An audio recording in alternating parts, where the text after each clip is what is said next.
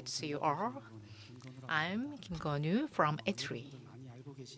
As you may know well, so intelligent CCTV technologies are combined with 5G. And now we have some outputs from our research on this sector. And so I'm going to introduce how this combined technologies can be applied for safety of smart city like SEJONG. Before I go ahead, let me first explain what 5G-based intelligent CCTV is. Let me first explain the background of this one. 10 government ministries announced the 5G plus strategy, and among them, 10 main projects and 5 main services were announced, and 10 core projects included the intelligent CCTV service. And as a subsequent project, the implementation 5G technology strategy was selected, and now the E3 and the Sejong City are jointly studying this field.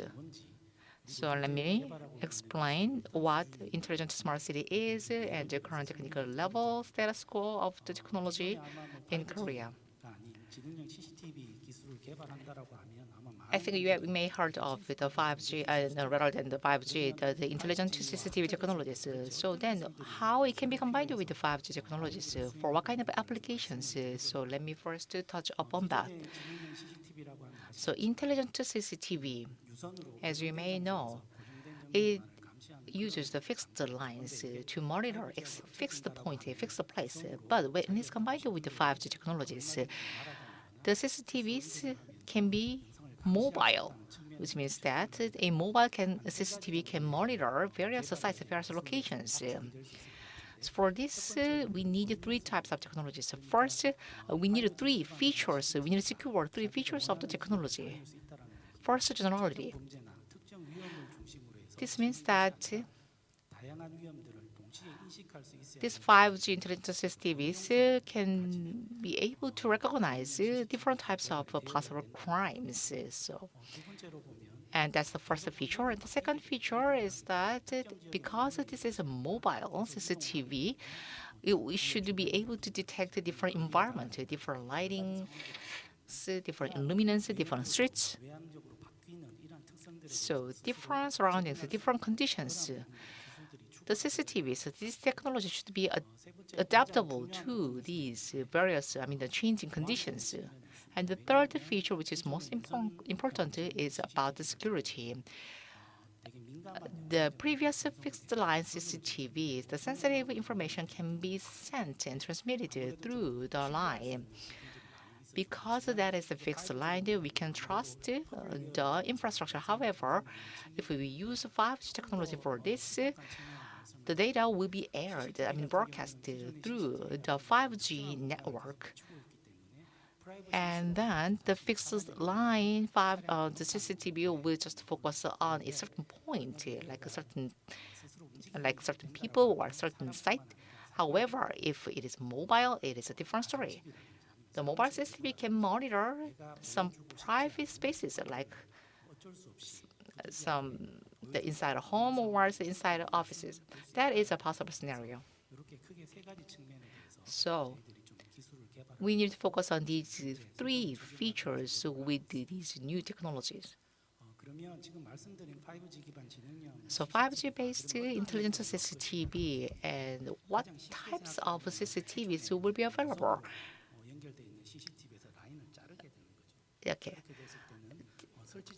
The simple explanation is you may think that we cut out the fixed line of a CCTV, okay, to enable the 5G intelligent CCTV.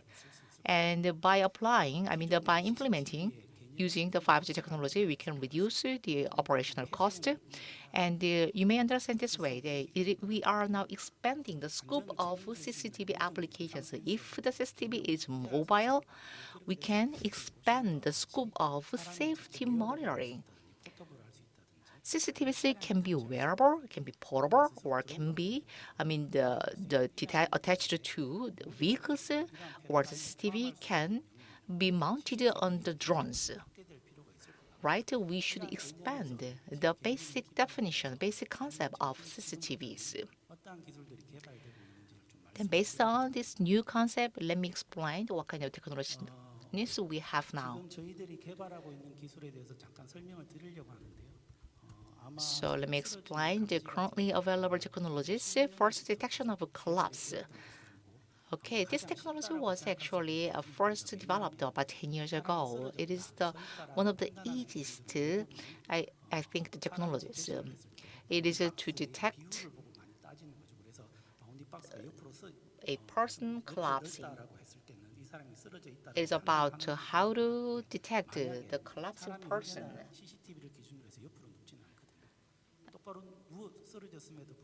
The killer can be a person lying on the street, and then the system, the technology, judges determine whether the person is lying on the street or not.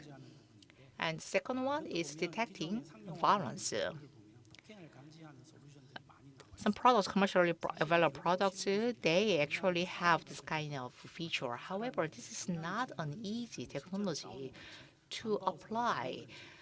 The system may be confused whether these two people are just playing with each other or really they are fighting each other. The system should understand the actual situation, right? So that's why it is not an easy technology. And about stripping, maybe stripping, detecting someone stripping can be easy. However, collecting the data and then using the deep learning to learn the stripping people data is not easy. The collecting this kind of data, accumulating data is not easy. What about weapons, knives, or other types of weapons? It is not easy because we have other similar kind of goods or tools. It can be a simple stick, not a weapon, or it can be a weapon, a critical weapon. How we can distinguish between an umbrella or a weapon. So we are studying this part. What about the drunk person? A person staying at a certain point can be recognized as a drunk person, but that is not all. We should consider other points. And detection of crimes, accidents, and disasters. Currently, we are now using a technology to restore the car license plate. So maybe you may have seen this kind of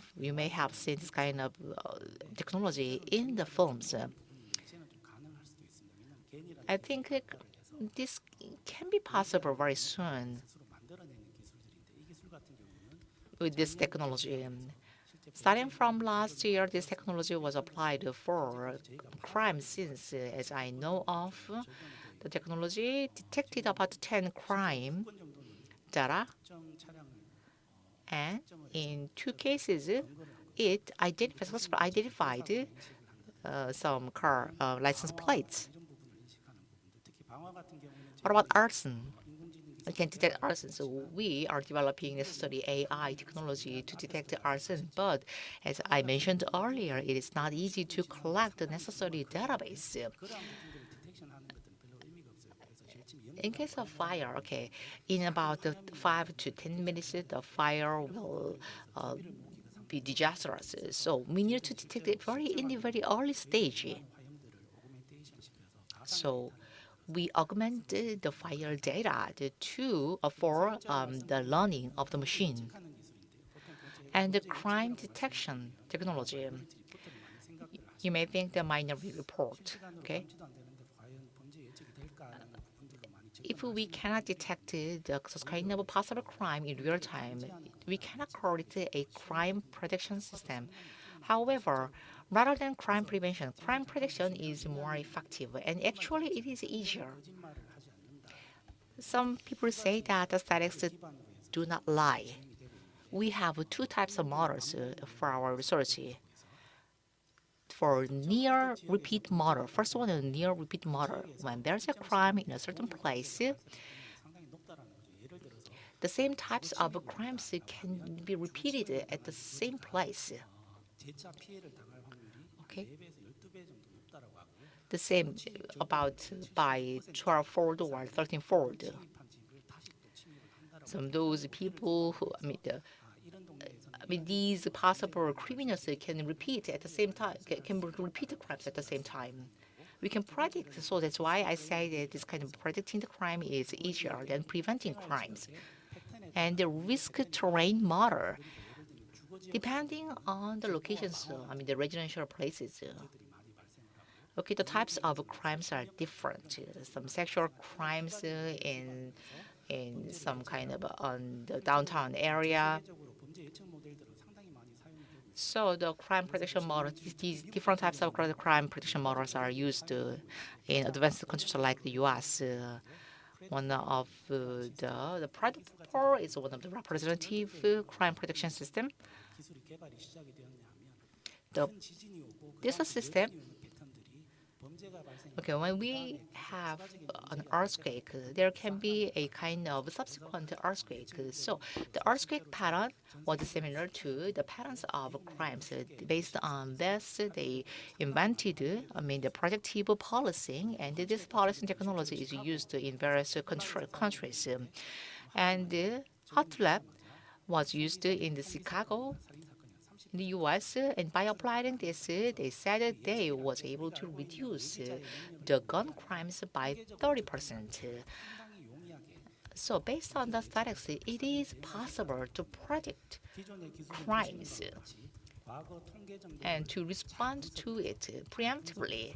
In the past, we just analyzed the statistical data, and then the system formulates a crime map, and it notifies what kind of crimes may occur in what places.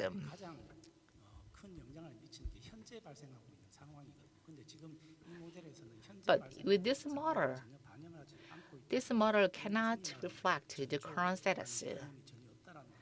This is the kind of limitations of the conventional model. However, we improved this point. We analyze the current status, and then we compare this current status with the previous data to fathom the risk level. And based on the risk level data, we can predict risks that may occur in near future. On the left side of the slide, maybe you may have seen this in Selim Jong-so. A guy followed a woman, and he was caught at the site. Watching this CCTV screen image, that we cannot figure out whether the guy is dangerous or not. However, as a result, he was a dangerous man. So this is the basic idea of the predictive system. This kind of situation can be repeated based on the probability. The system can predict the dangerous situation. On the right side, this is a demonstration image. The system, when in this kind of situation, what kind of risks can may occur, the system can predict the risks that may occur. The Sejong cities, the city monitoring the control tower may apply this system to detect the possible arson, fire, and then the control tower city information center can collect information and can dispatch firefighters to the site, and the system can also recognize the human faces. If there's arson, it automatically recognizes it, as you can see on the slide, and then it recognizes the faces of the suspect and can track the suspect.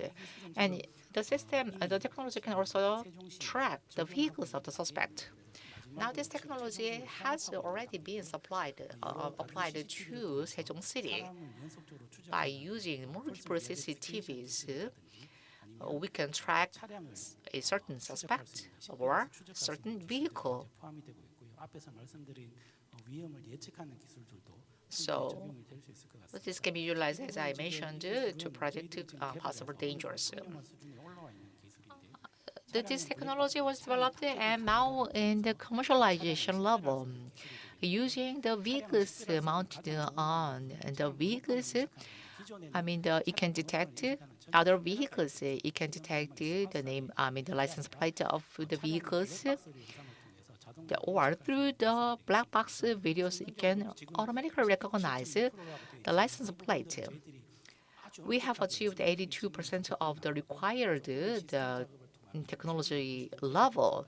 After complementing some points, I think we can raise the required technology level to 90%.